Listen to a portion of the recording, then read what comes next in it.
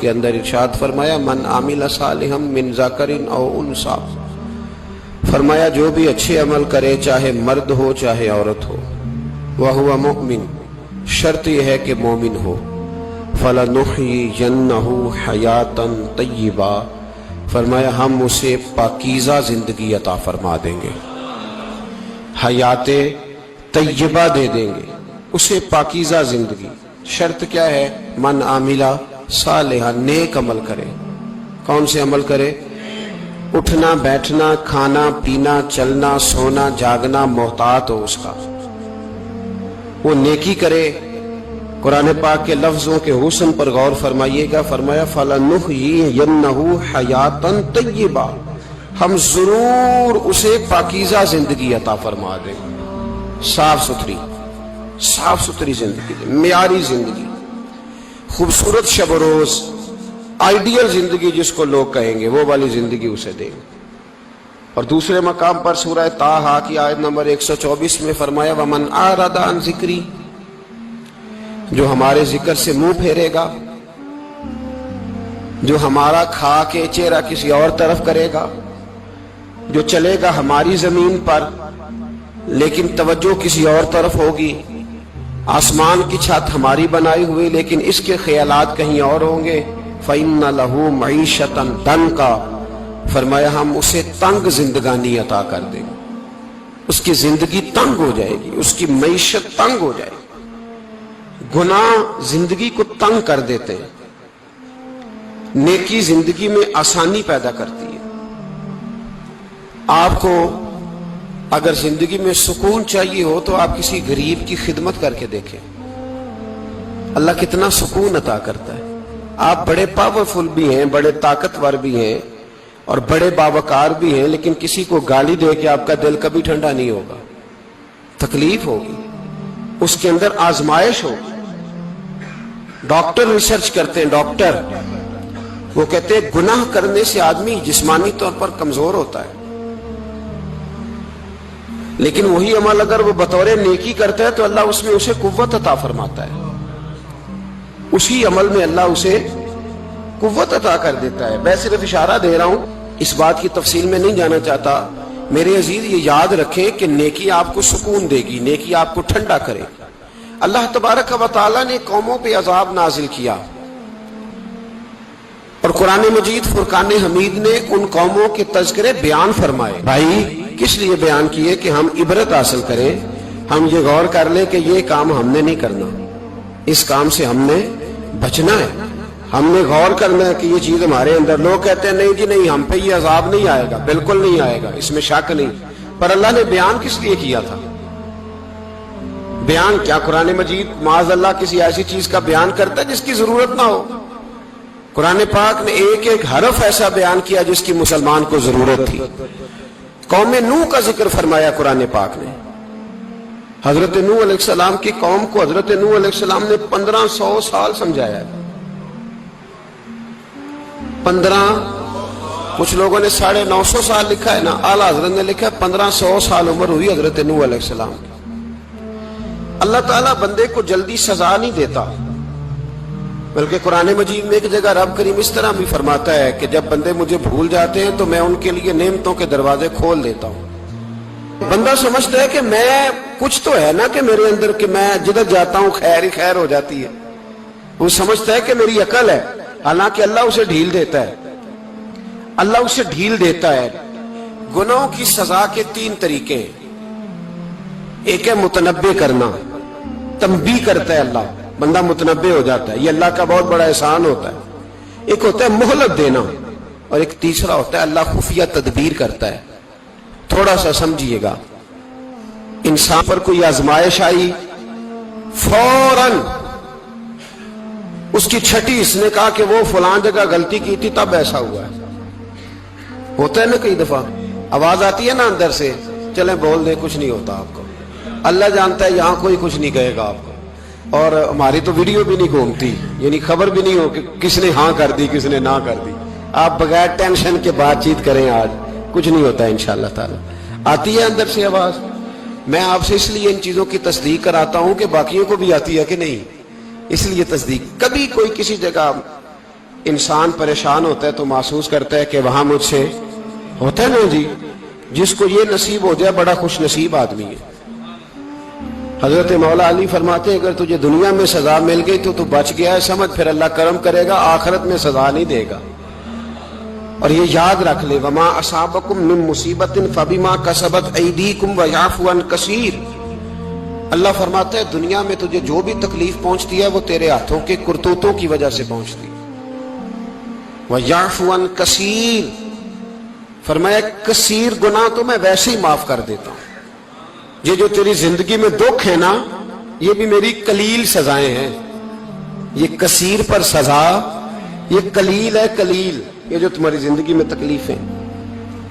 इंसान को सजा मिलती। हजरत फुजैल बिन अय्याज रहमतुल्लाह ताला अलैह घोड़े पे बैठे थे, घोड़ा शरारत करने लग गया, उछलने लग गया, कूदने लग गया। तो हजरत फुजैल बिन अय्याज नीचे उतरे, एक कोने में जाके नमाज की नीयत बांध ली, 2 रकात नमाज पढ़ी, फिर देर तक इस्तिगफार पढ़ते रहे, रोते रहे, दुआ करते रहे। वापस आए, खादिम अर्ज करने लगे हुजूर समझ नहीं आई, घोड़े ने थोड़ी सी शरारत की, वो बिदका है, आपने उसको छोड़ा है और छोड़ करके आप नमाज में लग गए। तो हजरत फुजैल बिन अय्याज फरमाने लगे जब बंदा अल्लाह की नाफरमानी करता है ना, तो जो चीजें उसकी फर्मा बरदार होती हैं वो उसकी नाफरमानी करने लग जाती है। तो मुझे महसूस हुआ था कि मैंने कहीं अल्लाह की नाफरमानी की है, इसलिए ऐसा हुआ है कि मेरे घोड़े ने मेरी, तो मैं तौबा करने लगा हूं। और अब देखता हूं बैठ के भला क्या होता है। मैंने सच्ची तौबा, हालांकि मुझे याद नहीं कि मैं कहां बोला, पर खरी और सच्ची तौबा की। दोबारा घोड़े पे बैठे तो घोड़ा बिल्कुल सही होके साथ चलने लग गया। मेरे भाई, जब ये तंबीह है अल्लाह की तरफ से, ये मुतनब्बे किया जाता है कि तू बाद आ जा। बहुत सारी जगहों पे इंसान को वक्ती तौर पर अगर सजा मिल जाए, नबी पाक अलैहिस्सलाम की खिदमत में एक सहाबी आए, बात मजबूत कर दूं, वाकया सुनाया है ना, तो कुछ लोग समझते हैं कि ये वाकया है, तो मैं एक हदीस पाक इमाम बहकी की लिखी हुई अर्ज करता हूं। नबी पाक अलैहिस्सलाम के एक सहाबी आए और उनका सर फटा हुआ था,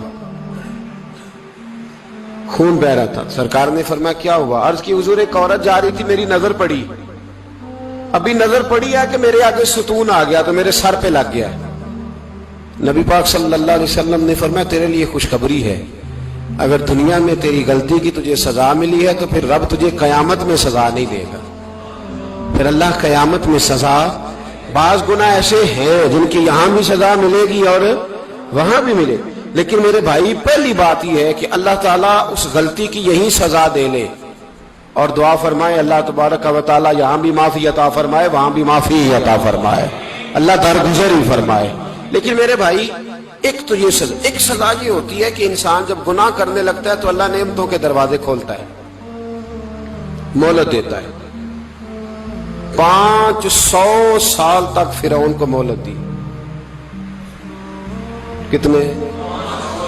यहां जो 5 साल हुकूमत कर लेता है वो कहता है सबसे काबिल मैं ही हूं, मुझे मोहलत जो मिली हुई है। 500 साल मोहलत दी अल्लाह ताला ने। और फिरौन की कौम पर पता अजाब किस तरह के आए थे? टिड्डियां मुसल्लत कर दी अल्लाह ने।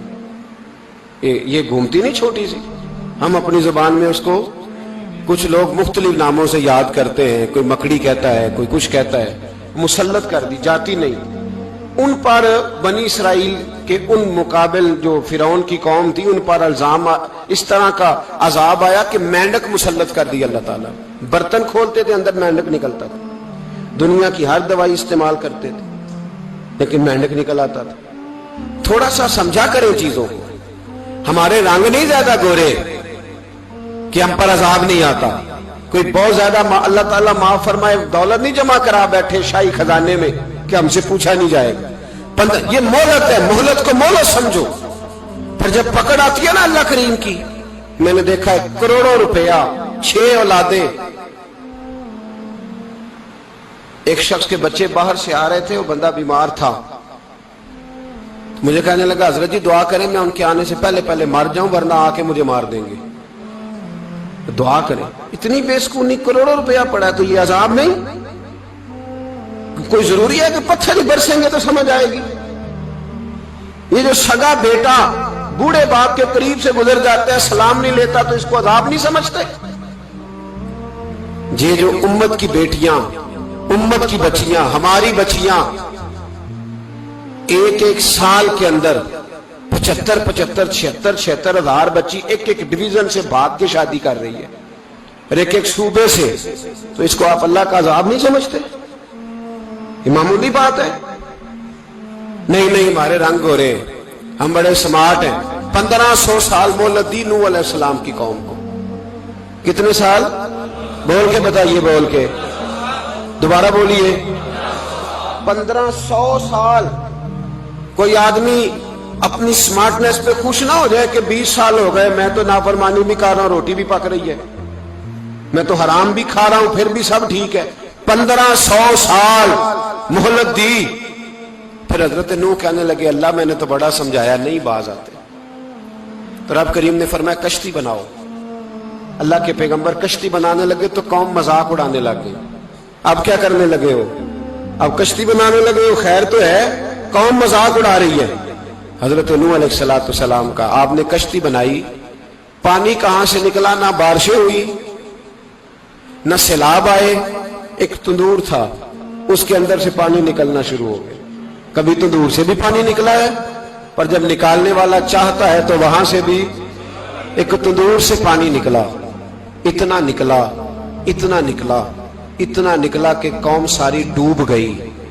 قرآن مجید کے صفحات شہادت دیں گے کہ حضرت نوح کی قوم کا بچہ بہ گیا. بچے صرف وہ تھے جو حضرت نوح کے ساتھ ہو گئے، تباہ ہو گئی. اللہ بے نیاز ہے، بے نیاز. 1500 سال مہلت ملے اور تو پھر بھی کہے رب بڑا کریم ہے، معاف کر دے گا. 1500 سال تجھے گنجائش دے اور تو کہے کوئی نہیں، بات معافی ملنی چاہیے ابھی بھی. میرے بھائی، حضرت صالح علیہ السلام کی قوم، حضرت صالح نے تبلیغ شروع کی تو کہنے لگے پہلے معجزہ دکھاؤ. جی آج تو نہیں لوگ معجزے مانگتے، آج بھی لوگ کرامتے اور معجزے. اللہ معاف کرے، جو چیزیں معجزہ تو ہو نہیں نہ سکتا، لیکن آج بھی لوگ، آپ یقین کریں، کہتے ہیں یہ بڑی نمازیں پڑھتا ہے تو پھر بخشا کیوں نہیں گیا، پھر کیوں نہیں منو سلوا کیوں نہیں اترا اس پر، پھر میں بھی اسی طرح ہی ہوں، کیا اس کے اندر خوبی آ گئی؟ مولوی بھی ویسے ہی ہے، صوفی بھی ویسے ہی ہے. لوگ مانگ نہیں رہے، لوگ دلیلیں مانگ نہیں رہے، ابھی بھی لوگ بحث نہیں کرتے. کیا فرق آ گیا جی؟ ویسے ہی ہیں سارے. اللہ تعالیٰ سے ڈرنا چاہیے. ہمیں سامنے والے کی طرف دیکھ کر صحیح ہونے کا حکم نہیں ہے، ہمیں اپنی اصلاح کا حکم ہے. اپنی طرف دیکھ کے اپنے آپ کو ٹھیک کرنے کا. الزام لگا کے گزر جانا، اس کا کوئی مطلب سنو اور یاد رکھو. حضرت صالح علیہ السلام سے کہنے لگے پہلے معجزہ دکھائیں. تو حضرت صالح علیہ السلام نے فرمایا اونٹ کہاں سے پیدا ہوتے ہیں؟ کہا اونٹنی کے بطن سے. فرمایا آؤ میں تمہیں پہاڑ کے اندر سے اونٹنی پیدا کر کے دکھاتا ہوں. کہاں سے؟ پہاڑ کے اندر سے. حضرت نوح ساتھ لے کے گئے تو پہاڑ کے اندر سے اونٹنی نکلی، اور اونٹنی بھی گابن تھی، اس کے پیٹ میں بچہ. اور اونٹنی اتنا دودھ دیتی تھی کہ ساری بستی دودھ پی جاتی تھی، پھر بھی دودھ بچ جایا کرتا تھا. لیکن حضرت نوح علیہ السلام نے فرمایا اب تم نے دیکھ تو لیا یہ اسے، یہ جتنا دودھ دے گی روٹی بھی اتنی کھائے گی. ایک دن تم سارے پانی پیو گے، ایک دن یہ سارا پانی پیا کرے گی. ایک دن تم سارے باقی جانوروں کو گھاس کھلاؤ گے، ایک دن یہ اونٹنی. اور اونٹنی کا نام کیا؟ ناقۃ اللہ، اللہ کی اونٹنی. کس کی اونٹنی؟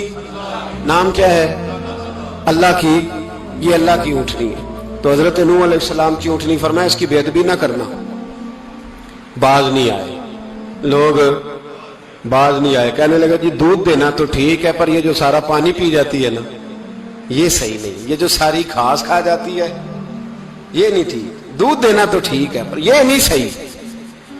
آپ نے فرمایا اسے کچھ نہ کہنا، اللہ کی اونٹنی ہے. میں کہا کرتا ہوں ان لوگوں نے ناقۃ اللہ کی بے ادبی کی. حضرت نوح علیہ السلام کی اونٹنی کی ٹانگیں کاٹ دی، صالح علیہ السلام کی. اور دیکھو اللہ بڑا بے نیاز ہے، اگر پیدا کرنا جانتا ہے تو حفاظت کرنی نہیں جانتا. لیکن رب کریم نے فرمایا نہ کرنا. انہوں نے ان کے پیر کاٹ دیے، کانوں پہ چھریاں لگائیں. اونٹنی جب مر گئی، اونٹنی اللہ تبارک و تعالیٰ کی وہ اونٹنی جب مر گئی تو حضرت صالح علیہ السلام کی قوم پر رب کریم نے زلزلہ بھیجا. اذا زلزلت الارض زلزالہا. جب زلزلے آئیں گے اور جب ان کا زلزلہ آنا زلزلہ آتا ہے نا، کیا کرتی ہے قوم؟ لا الہ الا اللہ، لا الہ الا اللہ، کلمے جاری ہو جاتے ہیں۔ بلکہ ایک دفعہ ایسا بھی ہوا کہ مسجدوں میں اعلان ہونے لگے زلزلہ آ رہا ہے، جو فجر کے لیے نہیں اٹھے زلزلے کے لیے وہ بھی اٹھ گئے، جن کا دعویٰ ہے نا میری سویرے آنکھ نہیں کھلتی، ان کی لگی نہیں کتنے گھنٹے، بعد میں بھی نہیں لگی، ٹی وی پہ اعلان ہوتے رہے کوئی نہیں آ رہا سو جاؤ چپ کر کے، لیکن آنکھ لگی۔ موت سے تو ڈرتا ہے، اللہ سے ڈرتا ہی نہیں، موت کا خوف ہے رب کا نہیں۔ زلزلہ آیا، ساری قوم تباہ ہو گئی۔ بتاؤ اگر ناقت اللہ کی گستاخی ہو تو اللہ ناراض ہو جاتا ہے، اور اگر اولیاء اللہ کی ہو، اگر اولیاء اللہ کی ہو تو رب ناراض نہیں ہوتا؟ شرم نہیں آتی لوگوں کو داتا صاحب کی بے ادبی کرتے، شرم نہیں آتی لوگوں کو غوث اعظم کی گستاخی کرتے، حیا نہیں آتی جنہوں نے دین پھیلایا ان کی بے ادبی؟ میں درد سے کہتا ہوں، رو کے کہتا ہوں، اور اگر کلیجہ پھٹ سکے تو میں دکھاؤں زخم کتنے۔ ایک حج کے موقع پر ایک بابا جی، اس سال 4,80,000 روپے کا پرائیویٹ حج تھا، اور بابا جی کی کیفیت کمزور تھی، بیچارے بیمار تھے، اس کے باوجود وہ گئے۔ بوڑھے آدمی جا کے بیٹھیے، بزرگ، اور کتنی مشکل ہے وہاں منا، مزدلفہ، عرفات، طواف زیارت، کتنا مشکل کام ہے طواف زیارت کرنا، طواف وداع کرنا۔ کس کٹھن سے حج کیا، بڑھاپے میں پیسے بھی لگائے، اور جب وہ روضہ رسول پہ گئے صلی اللہ، اور انہوں نے جا کے نبی پاک صلی اللہ علیہ وسلم کے روضے کی طرف منہ کر کے درود شریف پڑھا تو ایک ملا نے اٹھ کے کہہ دیا تو مشرک ہے۔ تو میری روح کانپی، میں نے کہا تجھے شرم نہیں آئی، حیا نہیں آئی؟ اس کی عمر دیکھ، کس بڑھاپے میں کہاں سے چلا، کہاں آیا۔ یہ مشرک ہوتا تو کسی مندر میں جاتا، یہ مشرک ہوتا تو کسی گرجے میں جاتا، یہ مشرک نہیں، یہ مومن ہے، اور یہ وہ والا مومن ہے جس کے سینے میں دل جب دھڑکتا ہے تو خالی دھڑکتا نہیں، ساتھ وہ محمد عربی پہ درود و سلام بھی پڑھتا ہے۔ شرم نہیں آتی لوگوں کو، اتنی بڑی گستاخی کرتے، جو روضہ رسول پہ آیا مشرک ہے۔ میں نے تو ایک مولوی کو صاف صاف کہا تھا، میں نے کہا اگر میں مشرک ہوں تو نکالو، مشرک کا داخلہ تو یہاں ویسے ہی منع ہے۔ شرم نہیں آتی؟ اپنی زبان کا ایک پاس کرو کچھ۔ اتنا ظلم، اتنی بڑی فرقہ واریت امت میں، اتنا امت کو تقسیم کرتے ہو، تمہیں شرم نہیں آتی؟ جہاں سے اتحاد کا پیغام دینا چاہیے وہاں سے تم لوگوں کو فرقے کا پیغام دیتے ہو، ایک مقصود فرقے کی تبلیغ کرتے ہو۔ خدا را، تو میں کہہ رہا ہوں ناقت اللہ کی بے ادبی پہ عذاب آتا ہے، تو اولیاء اللہ کی بے ادبی میں نہیں آتا؟ داتا صاحب ساری دن کی تبلیغ کرتے رہے، ایک آدمی نے اٹھ کے کہہ دیا جناب وہ تو شرک کا اڈا ہے، تو رب کریم ناراض نہیں ہوتا ان باتوں سے؟ ہمیں خیال کرنا چاہیے، اللہ سے ڈرنا چاہیے، ان چیزوں سے عذاب آتا ہے اور آ رہا ہے۔